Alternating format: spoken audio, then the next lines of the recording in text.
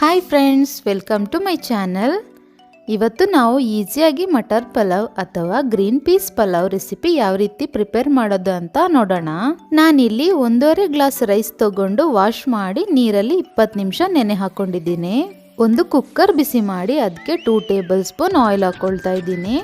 ಹಾಗೆ 1 table spoon ತುಪ್ಪ ಹಾಕೊಳ್ಳೋಣ.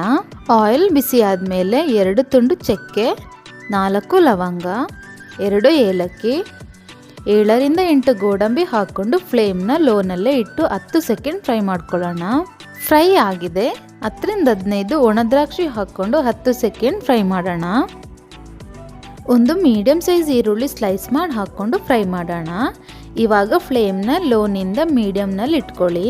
ಈರುಳ್ಳಿ ಗೋಲ್ಡನ್ ಕಲರ್ ಆಗೋವರೆಗೆಲ್ಲ ಫ್ರೈ ಮಾಡೋದು ಬೇಡ, ಈ ರೀತಿ ಆದರೆ ಸಾಕು. ಜೊತೆಗೆ ಅರ್ಧ ಕಪ್ ಹಸಿ ಬಟಾಣಿ ಹಾಕ್ಕೊಂಡು 1 ನಿಮಿಷ ಫ್ರೈ ಮಾಡ್ಕೊಳ್ಳಿ. ಇವಾಗ 3 ಗ್ಲಾಸ್ ನೀರು ಆ್ಯಡ್ ಮಾಡ್ಕೊಳ್ಳೋಣ. 1.5 ಗ್ಲಾಸ್ ಅಕ್ಕಿಗೆ 3 ಗ್ಲಾಸ್ ನೀರನ್ನ ಅಳತೆ ಮಾಡಿ ಹಾಕ್ಕೊಳ್ಳಿ. ಅರ್ಧ ಟೇಬಲ್ ಸ್ಪೂನ್ ಉಪ್ಪು ಹಾಕ್ಕೊಂಡು ಮಿಕ್ಸ್ ಮಾಡಿ ನೀರು ಕುದಿ ಬರೋಕ್ಕೆ ಬಿಡೋಣ. ನೀರು ಕುದಿ ಬರುವಾಗ ನಾವು ವಾಶ್ ಮಾಡಿಟ್ಟಿರೋ ಅಕ್ಕಿನ ಹಾಕ್ಕೊಂಡು ಮಿಕ್ಸ್ ಮಾಡ್ಕೊಳ್ಳೋಣ. ಕುಕ್ಕರ್ ಲಿಡ್ ಕ್ಲೋಸ್ ಮಾಡಿಕೊಂಡು ನಾನು 3 ವಿಷಲ್ ಕೂಗಿಸ್ಕೊಳ್ತಾ ಇದ್ದೀನಿ.